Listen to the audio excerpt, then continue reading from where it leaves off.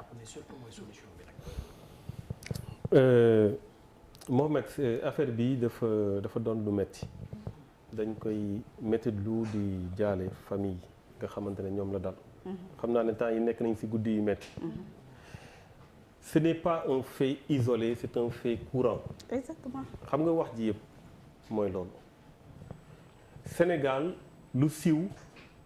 la ñuy topp di wax. mais lu siiwul te bëri ay nit yu mu dal moo ëpp fuuf. te loolu moo dal ci mbir mu demee nii nga xamante ne dafa jëm ci hôpitaux yi. le président de la République génn na keneen ak keneen génn na. mais dama jàpp ne ne en réalité. su siwul woon bii niveau duñ ko def parce que lii yàgg na fi am wax naa ko encore une fois du fait isolé c'est un fait courant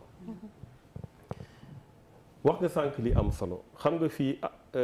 soutien psychologique bu njëkk ça se résume en une phrase mooy ndogalu yàlla nit ñi dañ koy wax mën a soulager wu mais bëri na waaw kay directeur bi loolu la wax voilà bëri na aujourd'hui et d'ailleurs c'est très grave parce que dañuy vivre avec le mal tellement que dañ koy mujj banaliser xam nga affaire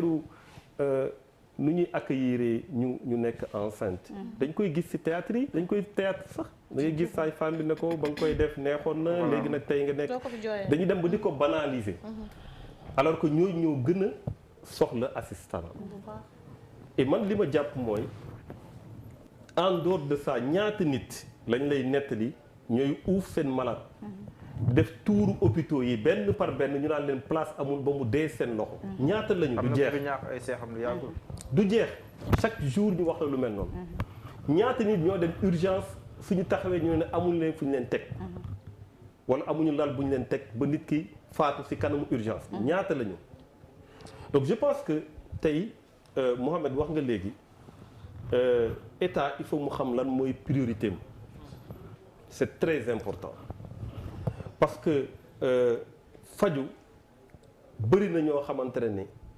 même suñu feebaree du ñu dem hôpital. man xam naa ñoo xamante ne am naa histoire yoo xamante ne nit ñi dañuy xam ne lii la ñu feebar. mais xam nañ ne lu ñuy daj hôpital moo tax ñu toog seen kër di xaar yàlla. wala dem ci faju wolof bi parce que moo gën a yomb et cetera pour mën ci génn. donc loolu yëpp pour dire tout simplement que c'est une situation boo xamante ne yàggul amoon na fi ci crèche ay doom ñoo xamante ne dañu am incendie ñu dee ci. nii lañ ko waxee woon nii lañ ko rombaatee kenn mën a jox la suite kan lañ sanctionné lii tamit fii quelque temps malheureusement noonu lañ koy fàtte ñu nar a continuer noonu ba kañ moo tax jàpp naa ne aujourd'hui war nañu encore une fois ñu xool responsabilité ñi nga xamante ne ñooy faj moom la ñu am mais nag aussi sooy xool seen responsabilité dañ koy boole ak nga jox leen les moyens ñu mën a faj mën a améliorer le plateau médical c'est extrêmement important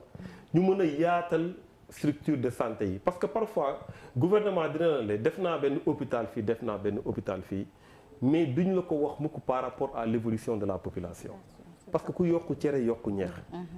et ñun dañu am chance di dem ci dëkkaan yi gis nañ ay situation yoo xam ne ba léegi nit ñi seeni jabar ñu ngi waaj am doom ñu teg leen ci ay saret di leen yóbbu am na ñoo xamante ne malheureusement ci conditions yooyu la ñuy gaañoo donc situation bu ñu naqarlu la comme nu ko journal Libération waxee c'est inacceptable et je pense que dañu war a jóg une bonne fois pour toutes pour que yu mel nii mu bañ a amati maintenant nag su dee dañ toll réew moo xam ne ñi am ay moyens xam nañu su leen dara jotee war nañu dem su leen neexee suñu dagg billet dem Europe ba ñooñu tax ñu fàtte ñoo xamante ne amuñu ay moyens je pense que yërmande ñàkk na ci réew mu mel noonu moo tax tey lii lu metti la lu tiis la lu ñu naqarlu la mais encore une fois bu mu yem fii président Macky Sall su dee bind na tweet pour wax ne day am ay responsabilités na taxawaay boo xam ne la santé doit être une priorité dans ce pays là ba nga xam ne képp ku dem feebar dem hôpital ñu mun ko accueillir ci accueil boo xam ne su jógee foofu dina ci am ab wér wala ab tan jërëjëf monsieur Thierno Bocoum damay daal di jox rek Mouhamadou Diallo par rapport ak situation bi nga xamante ne nii dal na ci